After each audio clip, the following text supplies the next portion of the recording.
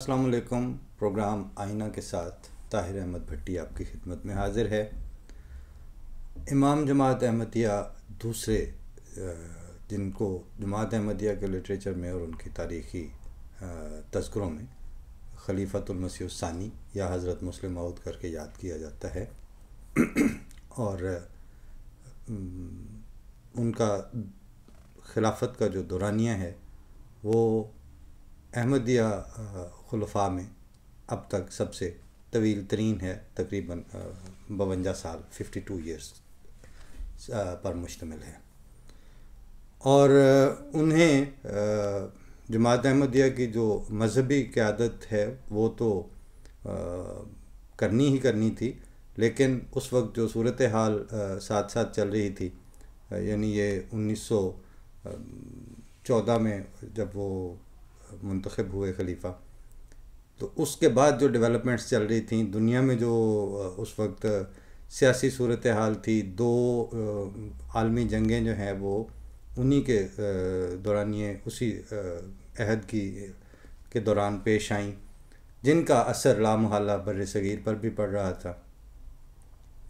और उसके अलावा ख़ुद बर सग़ीर की तकसीम का जो प्रोसेस है हिंदुस्तान के बंटवारे का, वो भी उन्हीं के ज़माने खिलाफत में हुआ। और इस तरह अगर आप मज़ीद देखते जाएं तो वो क्या कहते हैं, थी एक ज़िंदगी के बराबर वो एक रात, हमने उससे बसर किया और ताज सहर किया। तो वो जो दौरानिया था वो एक पूरी ज़िंदगी ही का मुतकाज़ी था वो, और उन्होंने भी उसको भरपूर तरीके से बसर किया। उसमें जो जमात की अपनी डेवलपमेंट्स थी या मुख्तलिफ़ चीज़ों की ऐसी बुनियादें या ज़ैली तंजीमों का इस तरह का निज़ाम, ये खालिसतन वो हिस्सा है जिसके अहमदी नाजरीन के साथ मुतल्लिक़ है। तो खैर वो उनके साथ भी जो अहमदी नहीं हैं, लेकिन सरदस्त मैं उनके जो बाज़ ऐसे पहलू हैं जिनका वास्ता ज़्यादातर नॉन अहमदी तबकात से पड़ता था, और वो लोग सुनते भी थे, बात भी होती थी, उनके लेक्चर्स भी होते थे। और लाहौर में भी और दिल्ली में, या जब पार्टीशन के बाद स्टाफ कॉलेज कोयटा में भी, यानी पाकिस्तान आर्मी ने भी उनके बाज़ लेक्चर्स जो हैं वो कोयटा स्टाफ कॉलेज में, जो उनके जहाँ पे अफसरान की ट्रेनिंग होती है, वहाँ रखवाए थे। और ये बातें कोई बहुत बईद के माजी की नहीं है कि आपको 200 साल पहले खोज के लानी पड़ेंगे। ये पाकिस्तान में स्टाफ कॉलेज वाले जो उनके लेक्चर थे वो तो 50s में ही हुए थे आफ्टर पार्टीशन। और उसके अलावा खैर उनकी जो खिदमात और शख्सियत के हवाले से तो अगर बात करनी पड़े तो जो एक एक उनका प्रोजेक्ट था, या जो उन्होंने अपने ज़माने में चीज़ें लॉन्च की और आज तक ना सिर्फ वो कायम हैं, बल्कि वो अगर इब्तदा उन्होंने उसको, ज़ाहिर है हर प्रोजेक्ट की जैसे ज़ीरो से ही होती है, तो वो अब तरक्की करते करते आसमान को छू रही हैं, बहुत आगे निकल गए हैं वही प्रोजेक्ट्स। लेकिन आज मुझे उनके ज़िक्र खैर की जो सादत मिल रही है, या जो वजह बनी, वो ये कि मौजूदा सूरत हाल को सोचते हुए, या उसको ज़ाहिर ज़हन में इसकी जुगाली भी हो रही होती है, फिर इसमें जो मुख्तलिफ़ आपके पास नए से नए वीडियो क्लिप्स और सोशल मीडिया के ऊपर लोगों की शेयरिंग और उनकी तनकीद और उनके मुख्तलिफ़ ख़दशात, ये सारी चीज़ें हम भी उसी सोसाइटी का हिस्सा हैं, हम तक भी पहुंचती हैं, और हम भी उनको जांचते भी हैं, तोलते भी हैं। फिर बाज़ दफ़ा उस फ़िक्रे की हद तक रहने के बजाय उसमें से जो और राहें निकलती हैं जहाँ मज़ीद वही बात, एक छोटी सी बात आपको लेके जा रही है, वहाँ पे भी जाने की तौफ़ीक मिलती है। मतलब अल्लाह ताला ने जो जहन और दिल, महसूसात, ये सारी उसकी नेमतें हैं, तो ये काम कर रही होती हैं साथ साथ। इस दौरान मुझे कभी की एक उनकी एक किताबें उनकी जो हैं वो ज़्यादातर ऐसे हैं कि वो उनकी तकारीर होती थी, और वो तकारीर फिर बाद में किताबी शक्ल में छप जाती थी। उसमें इरफान इलाही है, तकदीर इलाही है, फिर इस्लाम का इक़्तिसादी निज़ाम है। तो ये जो इस्लाम का इक़्तिसादी निज़ाम के ऊपर जो उनकी माया नाज तकरीर थी वो, और इसी तरह सैर रूहानी थी, वो भी इसी तरह एक जुमले के ऊपर बाज़ दफ़ा उनकी पूरा थीसिस जो है वो किसी एक लम्हे के इंकशाफ या एक लम्हे के स्पार्क के नतीजे में उनकी 300 सफ़हात पर मुश्तमिल तकारीर ने जन्म लिया। फिर उसको वो डेवलप करते थे, फिर वो और जैसे जिस तरह फिर वो बयान करते थे उनको ऑडियंस भी उसी तरह की नसीब हुई थी। आज आप 1.25 घंटे की तकरीर अगर जलसा सालाना में होती है तो देखा है लोग पहलू शहलू बदल रहे होते हैं और फिर वो ऐसे ऐसे नीचे हाथ रख के तो अपने मोबाइल्स भी चेक कर रहे होते हैं कि कोई वो तो नहीं आया। लेकिन उस ज़माने के लोग थे वो असल में हमारा ज़माना बना रहे थे। वो है ना, शायद इस राह पे कुछ और भी राही आएँ, धूप में चलता रहूं साए बिछाए जाऊं। तो वो जो उनकी ऑडियंस थी, वो बाबे वो बुज़ुर्ग जो हमारे से पिछली जो 2 नस्लें पहले के लोग थे, उनको कोई शक नहीं था कि शायद इस राह पे कुछ और भी राही आएँ। वो इस यकीन पर कायम थे कि यही रास्ते हैं जो हम बना के जा रहे हैं, तो इसके ऊपर हम अपना मकदूर भर और भरपूर हिस्सा डाल के जाएं। और वो मुमकिन इसी सूरत में था कि जहाँ से उनको इंस्पिरेशन मिल रही थी, पहले उनकी जो रिसेप्शन है, उनकी जो उसको जज़ब करने की कैफियत है वो भरपूर हो, और फिर उसके बाद वो उसी तनासब के साथ आगे उसकी यादगारें भी छोड़ के जाएं। बाबा मल्ले खां होते थे हमारे दादा के छोटे भाई, तो डेरेदार भी थे, बाकी वो कब्ज़े लेने और छुड़वाने और वो सारी वाक़यात भी उनके साथ ज़िंदगी में रहे, दुश्मनी भी निभाई, कत्लों में भी माखूज़ रहे, ये सारा कुछ हुआ। लेकिन मैंने ऐसे ही एक दिन उनसे, वो उनका डेरा होता था जब जाते हुए, तो वो अच्छा आर्टिस्टिकल डेरा था, मतलब छोटा सा बाग भी, और उनकी वो एक स्यू बेर होती थी जिसके बड़े बेर होते, तो वो ज़्यादा नीचे तक झुकी हुई होनी। तो वहाँ अगर कभी कभी मैंने अकेले उनके साथ बैठे कोई बातें पूछनी, तो मैंने कहा कि आप कब अहमदी हुए थे? तो मुझे कहते हैं कि ये जड़ों हुई है ना, मैंने पा लिया वाली तकरीर, उस साल में अहमदी हुआ। वो बहुत बाद में साहबजादा मिर्ज़ा अनस अहमद साहब से मैं एक दफ़ा मिलने गया, तो उनका तरीका यही था, मैंने कहा मैं मुलाकात के लिए आया हूँ। क्यों आए हो? मैं मुलाकात के लिए आया हूँ। अच्छा, सैर रूहानी पढ़ी हुई है किताब? मैंने कहा जी नहीं, मैंने तो नहीं पढ़ी अभी तक। जाओ पहले वो पढ़ के फिर आके मिलना।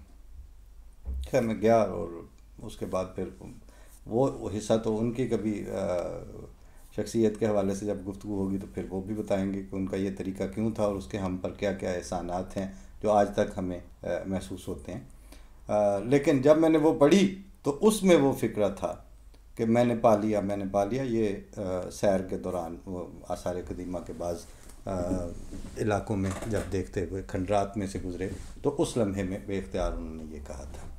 लंबी हो गई तमहीद, मैं फ़िक्रा कुछ और आज के लिए ढूंढ के बैठा हुआ था उनका। उन्होंने एक छोटे वाक़यात से एक बहुत बड़ा थीसिस डेवलप करना, ये उनका एक उसलूब था जो उनकी तकारीर में भी, उनकी वो फिर कुतुब में भी और शायद मुलाकातों में भी ये चलता हो, लेकिन मुलाकातें तो हम उसके गवाह नहीं हैं, ना हमने ये तौफीक ना मिली। हमसे पहले का वाक़या है, एक उसका वो अहवाल बयान करते हैं कि मेरी मुलाकात के लिए एक खातून आई, बूढ़ी सी बिल्कुल और मुफलिस भी, और लगता था कि यानी हालत ऐसी पतली लग रही थी। तो खैर उन्होंने कहा कि जी मुझे आपसे एक खुसूसी बात करनी है, मुझे वक्त दिया जाए। उन्होंने कहा जी ठीक है। जब वक्त मिला तो ज़ाहिर है खलीफा वक्त को तो सारे अहमदी उसके लिए एक जैसे ही होते हैं। तो उन्होंने कहा जी बताएं। कहती नहीं, पहले जो है ना वो वादा करें कि जो मैं कह रही हूँ, जो मेरी दरख्वास्त है वो पूरी करेंगे आप। तो कहते हैं मैंने बहरहाल उसे कहा कि और लोग भी इंतज़ार कर रहे हैं, आप बताएं, मेरे बस में हुआ तो। लेकिन उसने ऐसी यकीन दहानियाँ मांगी उस बुढ़िया ने, और उसके बाद जो उसने अपना मुतालबा बताया, जो अपनी ज़रूरत बताई, जो अपना काम बताया, वो ये था कि उसने कहा मुझे एक अठन्नी चाहिए। उसके बाद हमने तो नहीं देखा कि जब हज़रत मुस्लिम मौद ने ये वाक़या बयान ख़ुद फरमाया था तो उनके चेहरे के और उनके कल्ब के और उनकी आँखों के अंदर कैसी नमी थी और उनके अंदर कौन सी कैफियत थी फिर। लेकिन हमने वो तहरीर पढ़ी हुई है।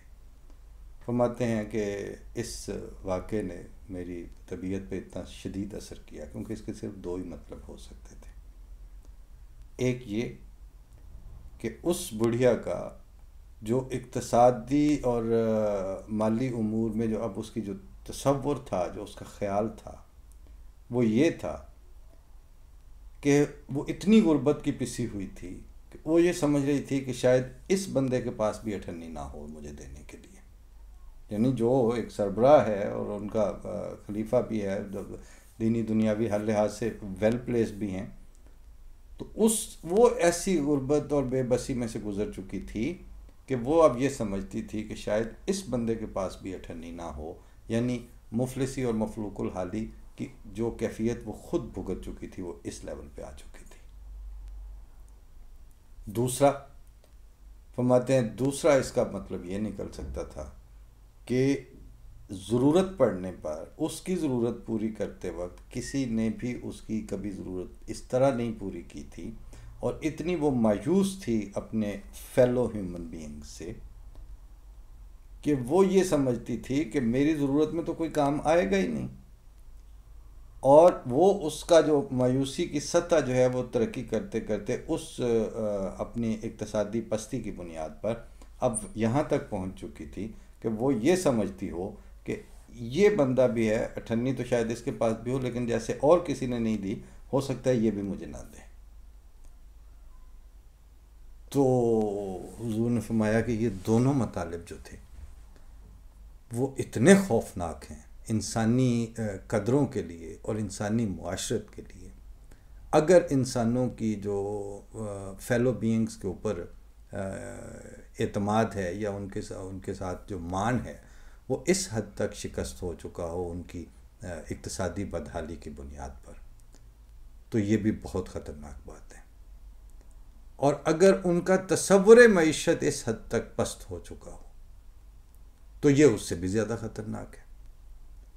यानी इस वाक़े के, जो वाक़या बहुत छोटा था, यानी कोई आम दुनियादार होता तो शायद उससे ये वाक़या गुज़रता और वो गुज़र जाता, लेकिन ये ना सिर्फ उन्होंने डॉक्यूमेंट किया बल्कि अपनी जो उनकी माया नाज तकरीर थी जिसके ऊपर जो पंजाब यूनिवर्सिटी में हुई और बहुत से लोग उसमें उस वक्त के मशाहिर मौजूद थे, और आज तक, बल्कि मुझे तो बाद में बताया कि एक हमारे सीनियर प्रोफेसर हैं कि जिस वक्त ज़ियाउल हक के दौर में भी उन्हें एक दफ़ा ज़रूरत पड़ी बैंकिंग सिस्टम और इस्लामी, ज़ाहिर वो चीज़ों को इस्लामाइज़ कर रहे थे, तो इस्लामी माखज़ के हवाले से इक्तसादी निज़ाम के ऊपर मुअय्यन, बरमहल, गहरी और प्रोफेशनली साउंड गुफ्तगू इससे पहले सिवाय उस तकरीर के जो पंजाब यूनिवर्सिटी में हुई थी और वो किताबी शक्ल में छपी हुई मौजूद थी,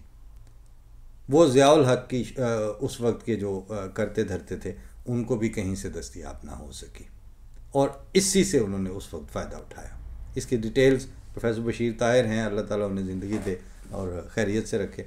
जिसको ज़्यादा दिलचस्पी हो वो उनसे रब्ता करके इस्लामाबाद में पूछ सकता है कि वो उस वक्त डिटेल्स में किस किस लेवल के लोग थे जिनके पास मुअय्यन माखज़, मुअय्यन पेडिस्टल ही नहीं थे जिस पे बुनियाद रख के वो इस्लाम के इक्तसादी निज़ाम के ऊपर बात कर सकें, और वो अब तक अकेली है वो तकरीर।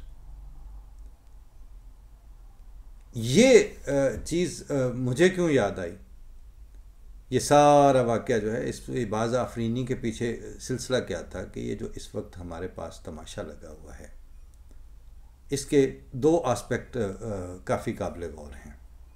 मैं इक्तसादी हवाले से डॉक्टर आतिफ मियाँ के साथ जो एक ताज़ा बदसलूकी का मुज़ाहरा वहाँ की कराची यूनिवर्सिटी के IBA सेंटर ने किया, और फिर उसके ऊपर जो तफसीलात वसतुल्लाह खान साहब के प्रोग्राम में उन्होंने बयान भी की, और फिर ज़रार खोड़ों ने तो खैर कहा कि मैंने ख़ुद तहकीकन अपने ज़राए से पता करवा लिया कि कोई थ्रेट्स नहीं थी। वो एक आध एडमिनिस्ट्रेशन का जो बंदा था उसको इस्लाम हो, उसको मतलब उसको लकवे की तरह तकवा हो गया था, और उसका जो तकवा है वो यही है कि आप जितनी किसी भी अहमदी शख्सियत की मुखालफत करेंगे उतने ही आप अच्छे मुसलमान हैं। ये है उनके पास मेयार आज का। ये इससे पहले एक दफ़ा हमने वैसे किसी बंदे के मुंह से ये जुमला सुना तो हमने कहा शायद इन्होंने फब्ती कसी है, लेकिन F8 में हमारे एक दोस्त थे, उनका कॉलेज भी था और एक अच्छा सेटअप था, और नाइजीरिया से वो रिटायर्ड प्रोवोस्ट होके वापस गए हुए थे। उपल साहब प्रोवोस्ट होते हैं जो एजुकेशन के इदारे के सरबराह होते हैं, जैसे प्रिंसिपल होते हैं। तो उन्होंने वहाँ वो अपनी एकेडमी और एक कॉलेज और वो सब कुछ बनाया हुआ था। तो वहाँ हमारे एक दोस्त अपने बच्चे को दाखिल करवाने के लिए गए, हम भी साथ थे। तो उनका एक मुलाजिम था जो उन्होंने सिक्योरिटी गार्ड रखा हुआ था। तो वो सरहद के इलाके का इधर पठान और वो सारा पश्तो स्पीकिंग ही था। तो ऐसे इन्होंने पूछा कि ये आपका गार्ड जो है वो ये कहाँ से है? उनका जी सरहद का है। अच्छा, तो कैसा बंदा है? कहते हैं बड़ा अच्छा मुसलमान है। कहते हैं अच्छा, तो आपने इसको अपनी सिक्योरिटी के लिए रखा हुआ है? कहते हैं सबसे पहले तो इसी से आपको थ्रेट है। तो वो उपल साहब कहते हैं ये कैसे हुआ, मतलब आपकी बात का मैं मतलब नहीं समझा। उन्होंने कहा कि इस वक्त अच्छे मुसलमान की डेफिनेशन ही ये है कि वो अहमदी को कत्ल करने के वक्त दूसरी दफ़ा ना सोचता हो, उसको अहमदियों के कत्ले आम के लिए, बल्कि वो अहमदी का खून मुबाह समझता है, जायज़ समझता है। और जो जितना मुखलिस होगा वो उतना जल्दी आप पे हमला करेगा। तो इनू बदलो, इन्हें तो मारना है। तो खैर उस वक्त तो हमने इस बात को लाइटली लिया कि मैंने कहा चलें ठीक है, एक शरीफ आदमी था, उसके ऊपर ऐसे जुमला कसाया। लेकिन बाद में जो डेवलपमेंट्स हुई हैं पाकिस्तान में और जो हालात देखने को मिले हैं और जो फिर ये अब सूरत हाल सामने आई है इनके आतिफ मियाँ वाले इशू पे, तो वही साबित, हर रोज़ यही साबित होता है कि जितना किसी के अंदर नैरो माइंडेडनेस होगी, जितना कोई तंग नज़र होगा, जितना वो यकचश्मेपन का सबूत देगा, जितनी उसमें कोताह नजरी होगी, और इन सारी अपनी खामियों की बुनियाद पर, मैं इनको खूबियाँ तो नहीं कह सकता, इन गैर इंसानी कमज़ोरियों की बुनियाद पर वो जिस हद तक ज़्यादा दबंग और क्या कहते हैं गला फाड़ फाड़ कर चीख चीख कर अपने मुसलमान होने के दावा करेगा, वो उतना ही बड़ा अच्छा और सच्चा और खरा मुसलमान समझा जाएगा। इस्लाम की डेफिनेशन अब इंतहाई जो कार मुज़ल्लत उसको अब छूने लगी है। किससे? खुदा ताला की बयान फरमुदा तारीफ़ात की रूह से नहीं। खुदा ताला की जो बयान करदा तारीफ़ें थी उनको तो अब आपने अपने मुआशरे में जगह ही नहीं दी। उनके लिए तो आपने, क्योंकि मालिक कुल है, वासिउन अलीम खुदा है, जब वो है खुदा तो उसकी जो डेफिनेशंस हैं उनमें एक वुसअत पाई जाती है, उसमें एक कुशादा दिली पाई जाती है, उसमें एक कुशादा ज़र्फ़ी पाई जाती है। और वुसअत नज़र का तो सवाल ही, मतलब वहाँ पर जाके तो इंसान की जो है वो सोच जो है वो भौंचक्की रह जाती है, क्योंकि अल्लाह ताला है ना।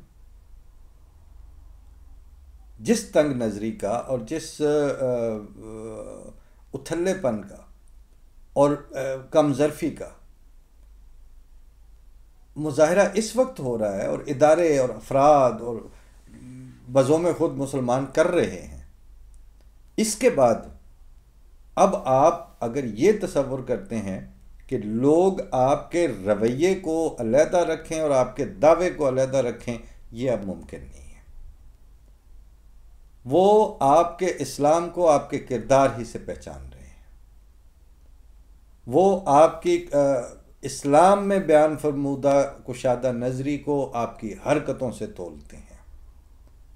वो आपकी मुआशरत में आपके दावे के मुताबिक अक़लियतों और पिसे हुए तबकों और कमज़ोर और महकूम अफराद को दिए गए इंसानी हुकूक जो खुदा और खुदा के रसूल ने दे रखे हैं और मदीने में प्रेवलेंट थे, रियासत मदीना का आप ढोल पीटते हैं, वो सारे दावे आपके जो है वो उनको आपकी लिप सर्विस कह के साइड पे रखते हैं, उसके बाद आपके किरदार पे उंगली उठाते हैं।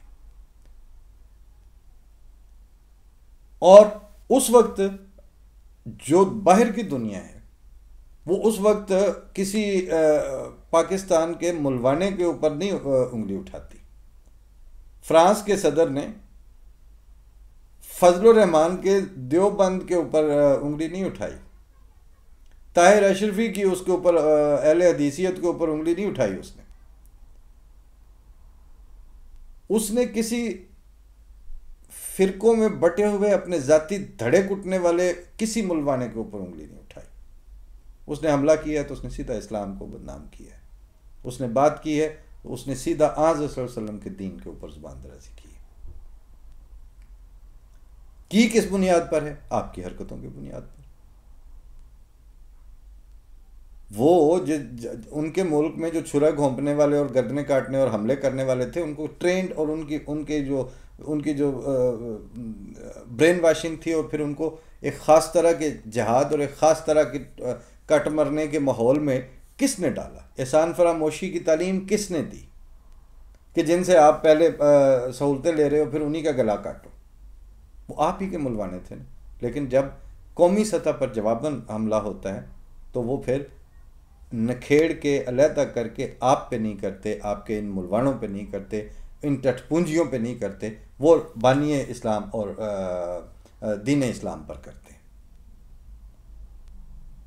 उस वक्त फिर पाकिस्तान में अब एक टाइटल आ रहा है वज़ीर आज़म की जगह पे, वो कहते होते हैं मुनाफिक आज़म, इनको कहते हैं।